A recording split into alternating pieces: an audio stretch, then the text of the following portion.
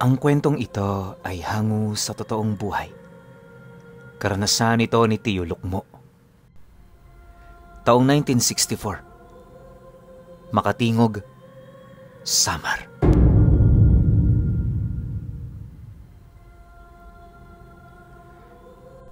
Nakatira sa Makatingog ang pamilya ni Tio Lukmo. Malayo sila noon sa baryo. Hindi pa naman noon gaano kasibilisado ang nasabing lugar. Kagaya ng maraming bahay sa panahong yon, barong-barong lang din ang kanilang tahanan. Malaki naman ito pero hindi ito konkreto, kagaya ng bahay ng iilang may kaya sa lugar nila. Ayon sa kanya, maliban sa butas-butas na ang dingding, marami rin doong pwedeng malusutan papasok. Dahil dito, gabi-gabi silang naglalagay ng mga kahoy sa paligid ng kanilang matutulugan upang masiguradong walang makakapasok na mga ahas at iba pang mapanganib na hayop.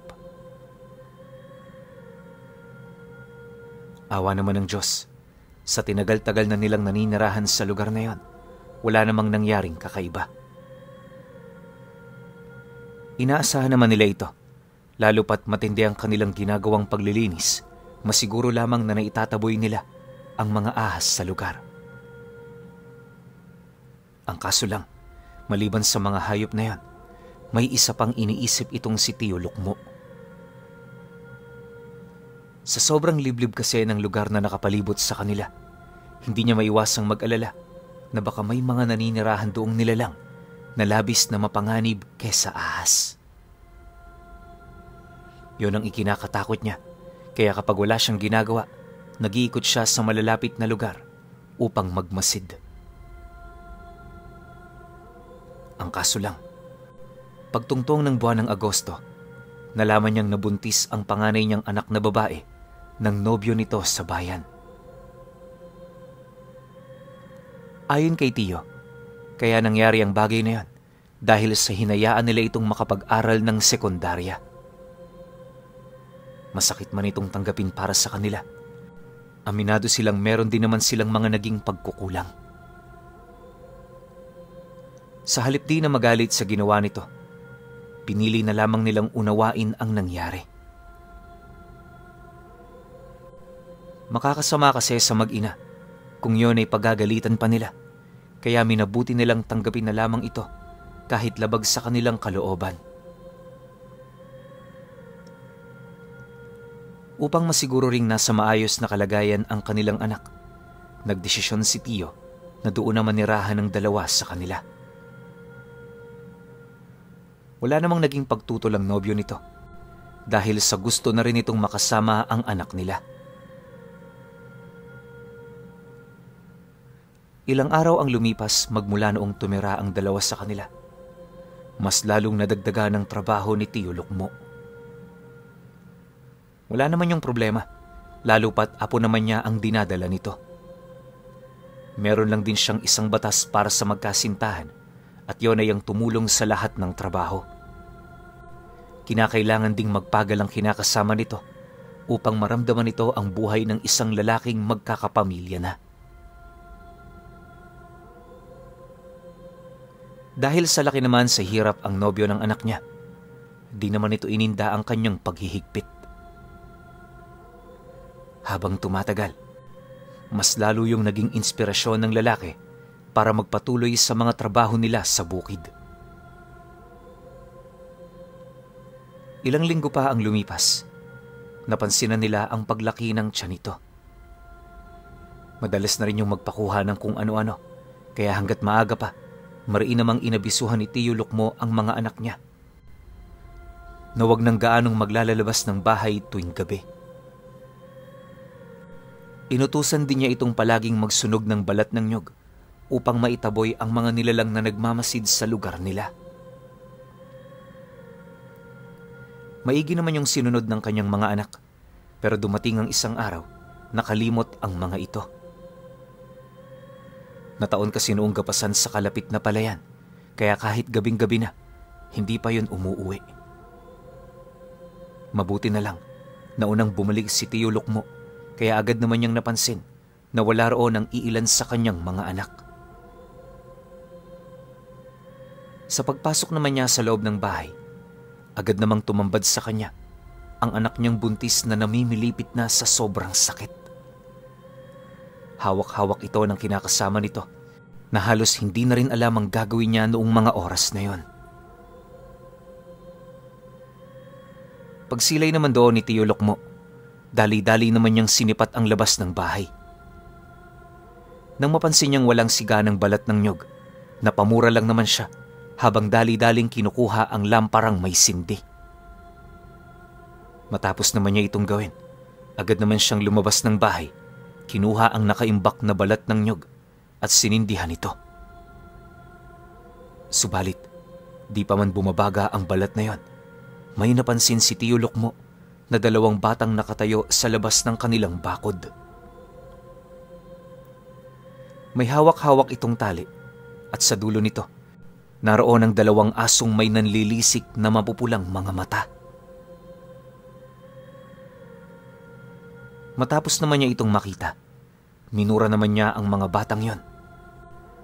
Ngunit sa halip na tumakbo ang mga ito, ngumisi lang naman yun sa kanya habang nananatiling nakatayo. Dahil sa pangyayari, dahan-dahan ang nakakaramdam ng kilabot itong si Tio Lokmo. Maya-maya pa, pagkalat naman ng usok ng balat ng nyog sa paligid, parang bula namang naglaho ang dalawa.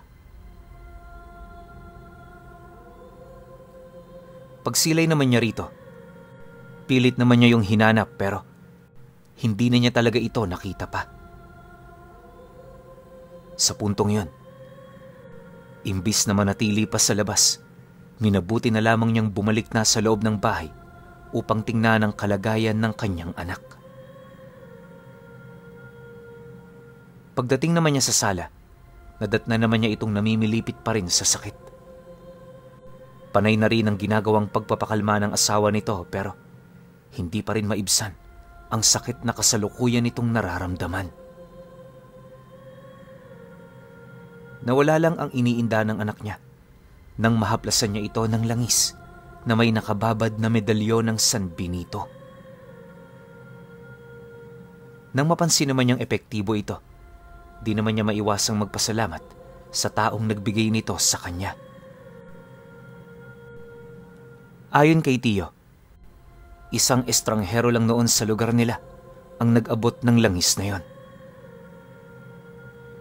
Sinabihan niya itong pakaingatan nito at gamitin lamang kapag may iniindang sakit na hindi maipaliwanag sa katawan.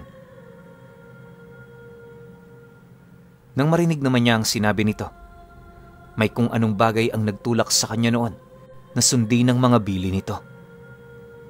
Dagdag pa niya na, ilang taon na ring nakalagay sa altar ang langis na yon at yon ang kauna-unahang pagkakataon na yon ay kanilang magamit. Pagkaraan pa ng ilang linggo, nang medyo kumalma na ang kanyang anak, tinitigan naman niya ang nilalaman ng garapon. Malabo na ang langis na nakalagay dito, pero kitang-kita niya pa rin ang nakalubog na medalyon na halos ilang pulgada ang kapal. Detalyado rin ang mga simbolong nakaukit dito, kaya dala ng kuryosidad ni Tio Lokmo, isinali niya sa ibang lagayan ang nilalaman nitong langis. Matapos nun, binasag niya ang garapon at doon bumungad sa kanya ang napakakintab na medalyon ng San Benito. Hindi niya mawari kung saan yun ang galing, pero sino man ang gumawa nito, naniniwala siyang hindi basta-bastang manggagawa. Ramdam niya ring espesyal ang gamit na yon, kaya naniwala siya sa bisa nito. Hindi naglaon, minabuti naman niyang itago yon sa kanyang bulsa. Magmula noon, hindi na rin inialis ni Tio Lokmo ang medalyon sa katawan niya dahil kapag ginagawa niya ito, nanghihina siya at pakiramdam niya hubot-hubad siya.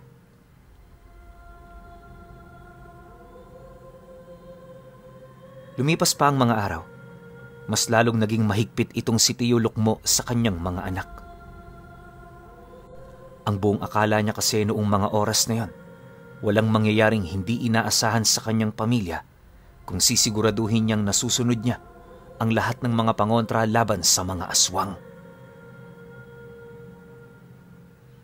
Ngunit sa hindi malamang dahilan, habang lumalaki ang tiyan ng kanyang anak, mas lalo naman siyang nakakaramdam ng kakaiba sa buong paligid. Panaka-naka na rin ang pagdalaw sa kanya ng bangungot tuwing gabi, hanggang sa mapanaginipan niya ang isang mandirigmang nababalot ng baluti ang katawan na may hawak na espada at sa pagitan ng talim at hawakan, nasipat niya ang simbolo ng San Benito. Pagsilay naman niya rito, agad naman niyang naunawaan na maaaring may nais ilahad ang medalyon sa kanya. Hindi niya mawari kung ano ito, pero yon ang paniniwala niya. Sa pagpapatuloy naman ng kanyang pagmamasid sa lugar kung saan siya napadpad, nasipat niya ang mandirigmang yon na inilublob sa likidong apoy ang kabuuan ng sandata nito.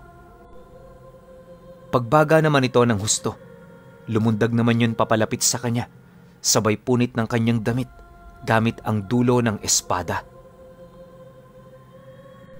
Tinulak din siya ng malakas ng nilalang, dahilan para sumubasob siya sa lupa. Maya-maya pa, pagramdam naman niyang papatayin siya ng nilalang na yon, pilit naman siyang lumayo sa kinaroroonan nito. Ngunit bago pa man niya yun maisakatuparan, nagawa na siyang mapigilan ng nilalang sa lupa sa pamamagitan ng pag-apak ng paa nito sa kanyang dibdib. Pagharap naman nilang dalawa, agad naman itong iniangat ang nagbabaga nitong espada, sabay lapat ng simbolo ng San Benito sa dibdib niya. Dahil sa pangyayaring yon, agad namang nakaramdam ng matinding sakit itong si Tio Lukmo, dahilan para mapasigaw siya ng napakalakas. Bago rin siya bumalik sa kanyang katawang lupa, narinig niya sa kanyang isipan na nagwika ang nilalang na yon. Itatak mo ang simbolo. Itatak mo ang simbolo. Matapos naman niya itong marinig, agad namang nawala ang tinig kasabay ng pagmulat ng kanyang mga mata. Pagsilay naman niya sa silid nilang mag-asawa, napansin naman niyang napakadilim pa. Ilang minuto pa ang dumaan, unti-unti na ring napapawis sa kanyang katawan ang malagkit niyang pawis. Pagramdam naman niya rito, labis naman yung nagbigay ng palaisipan para sa kanya, gawa ng umuulan naman noong mga oras na yon. Sa isip-isip niya, imposible siyang pagpawisan kapag umuulan dahil likas na malamig sa loob ng kanilang tahanan kapag gano'n ang klima.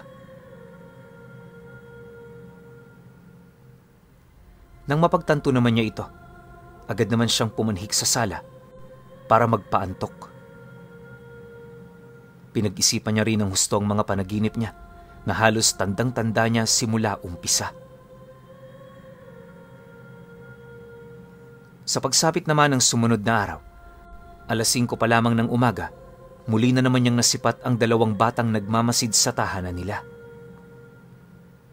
Pagsilay naman niya sa mga ito, agad naman niya itong pinagmumumura, ngunit nang akmang tatalikod na yun sa kanya, doon niya nasipat ang 2 matandang babae na kasama ng mga nilalang na yon. Kagaya ng mga batang nagmamasid sa kanyang anak, napakadungis din ang itsura nito. Kuba na rin ang isa sa mga ito, pero ramdam ni Tio Lukmo na napakalakas pa nito. Matapos naman niya yung masilayan, mas lalo pa siyang nagwala. Bit-bit ang kanyang sundang, matapang niya itong nilusob hanggang sa magkaharap na silang lahat. Nang mapansin naman ni Tio na hindi yun nasisindak sa kanyang patalim na hawak, minabuti naman niyang tanungin ito ukol sa kung ano ang nagawa nilang mali rito. Nang marinig naman niyo ng 2 matanda, agad naman itong hinawakan ng ulo ng mga kasama nilang bata na para bang dito nila ipinapaubaya ang kanilang magiging mga sagot. Dahil sa ginawa ng mga ito, agad namang humarap sa kanya ang mga batang yon habang sabay na nagsasalita. Ayon sa mga ito, hindi sila nito masisindak dahil wala namang espesyal sa kanya.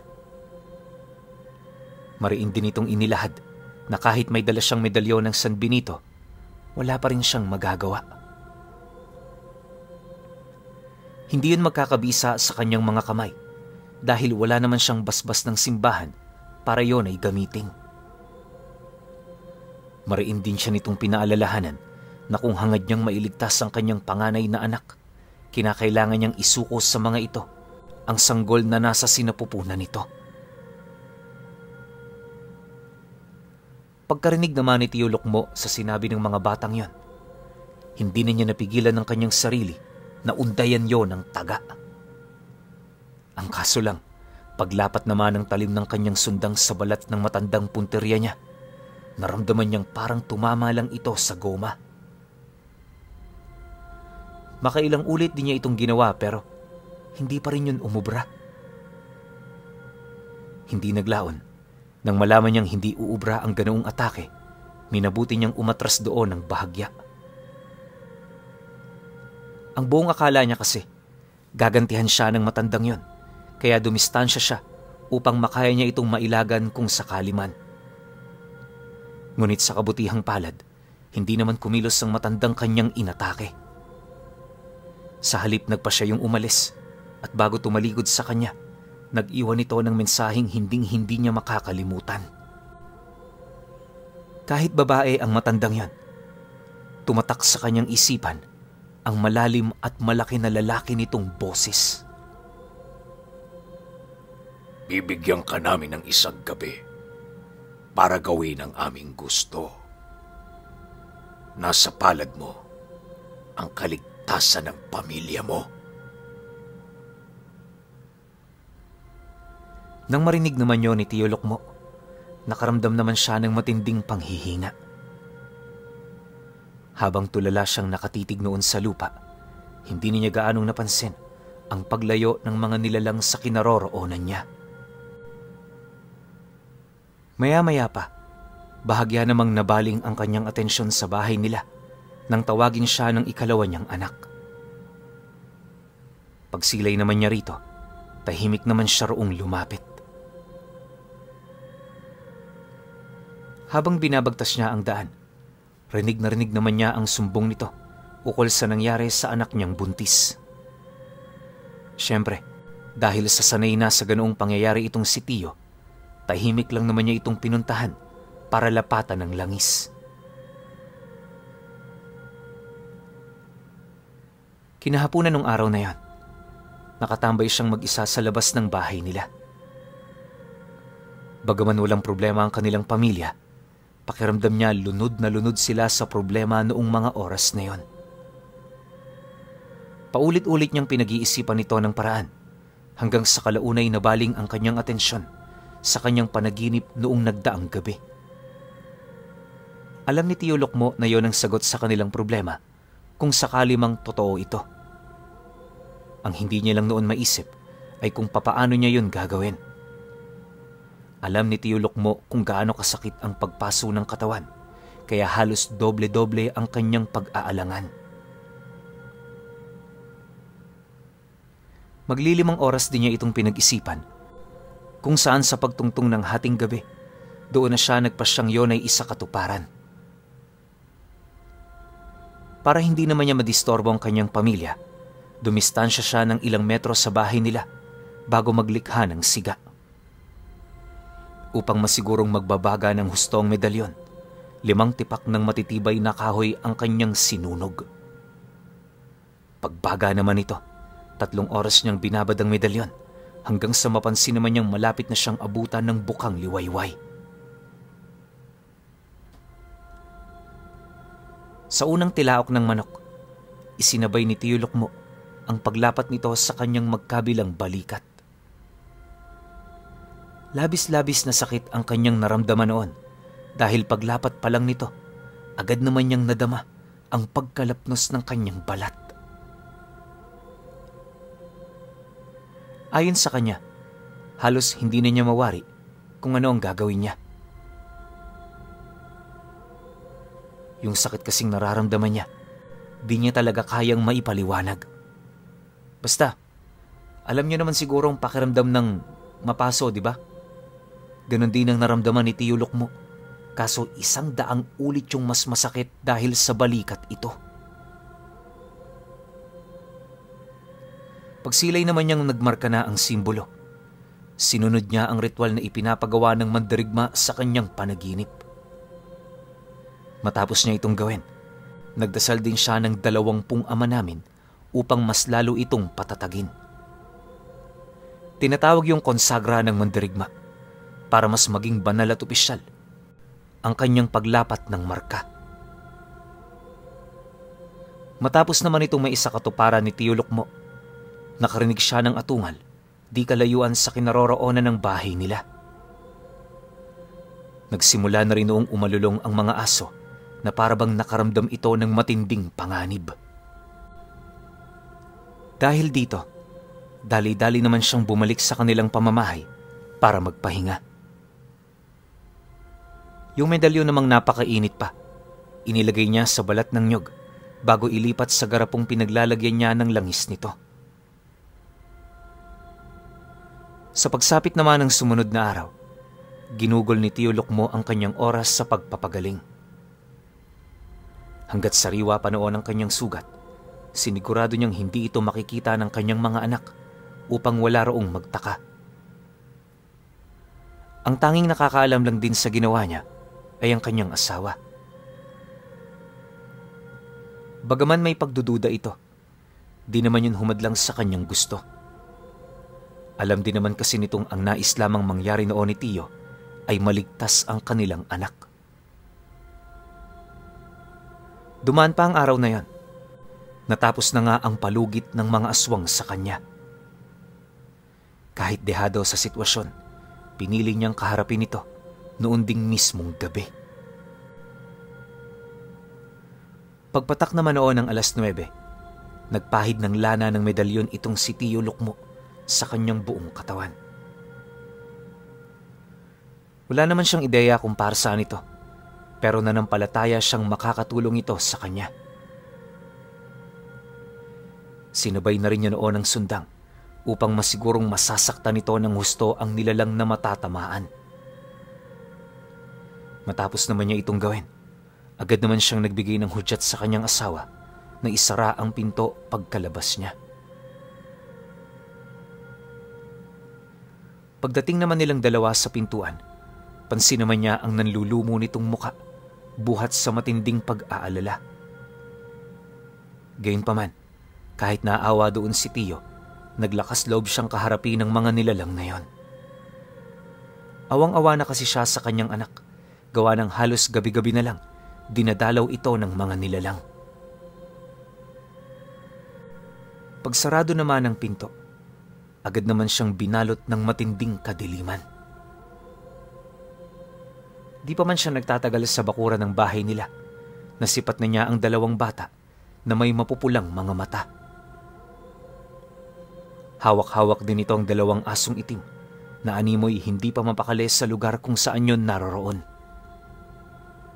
Pagpakita naman ng 2 matanda, doon na binitawan ng 2 bata ang mga asong hawak nito. Mabilis nitong sinugod si Tio Lukmo, kaya buong tapang naman niya itong sinalubong. Paglapat naman ng mga asong yon, walang patid naman niya itong pinagtatataga sa ulo na siyang naging sanhi upang kumalat sa buong paligid ang dugo nito.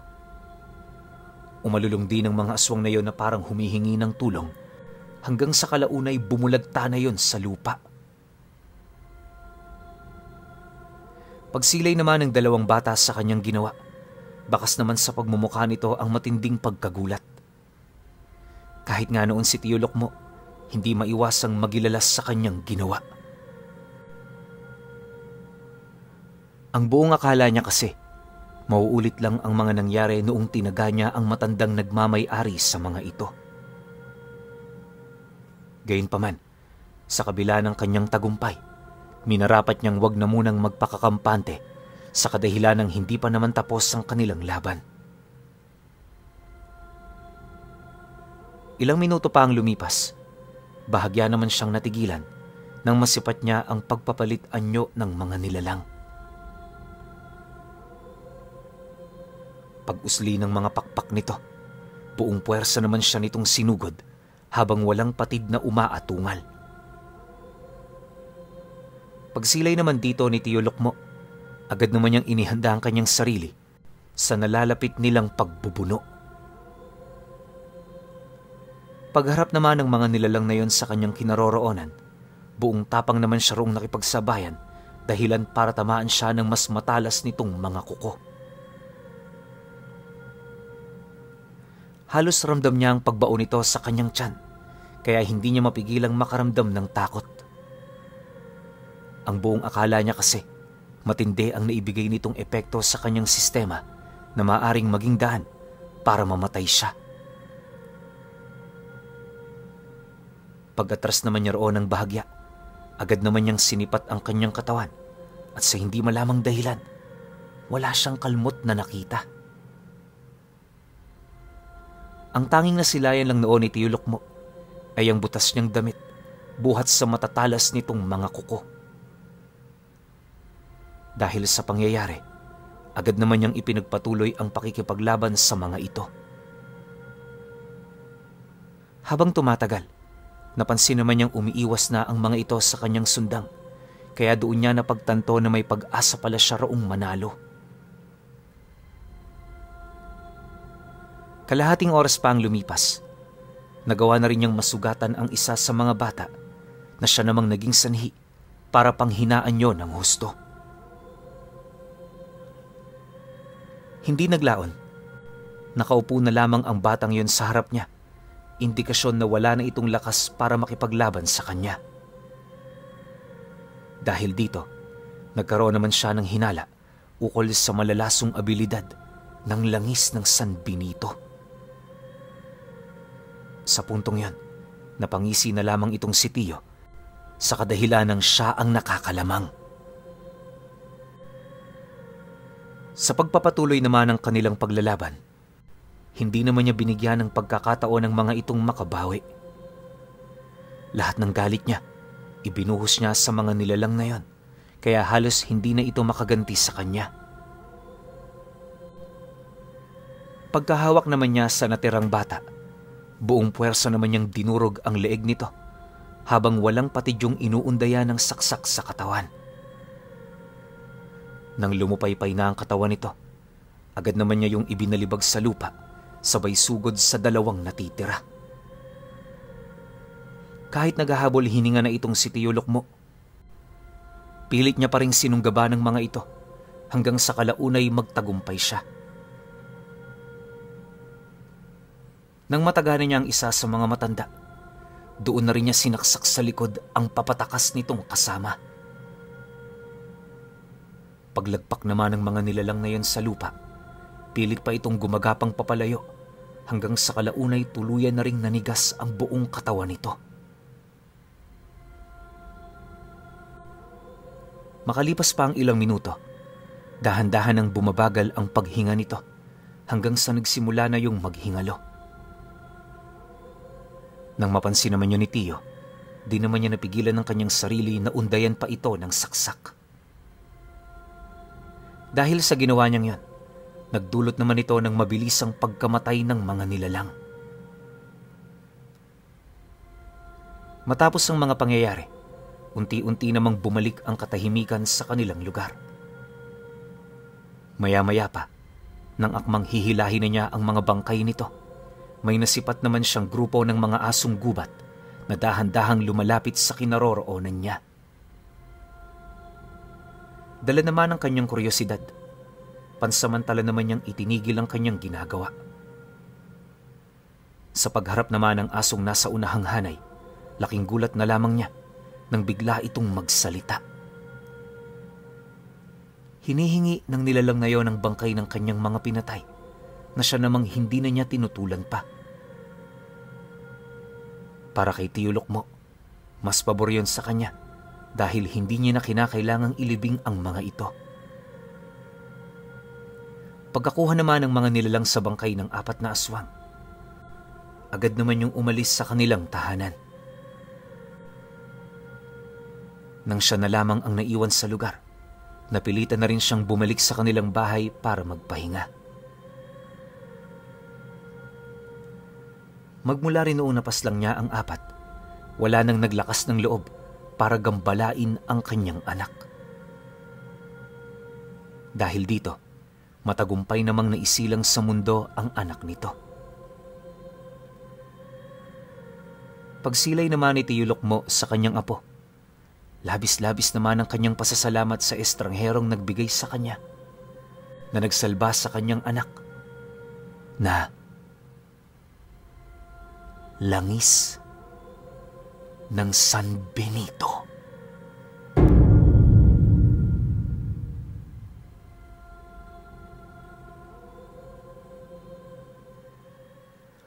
Okay. Opinyon ko sa kwento. Isa na namang napakagandang kwento patungkol sa San Benito.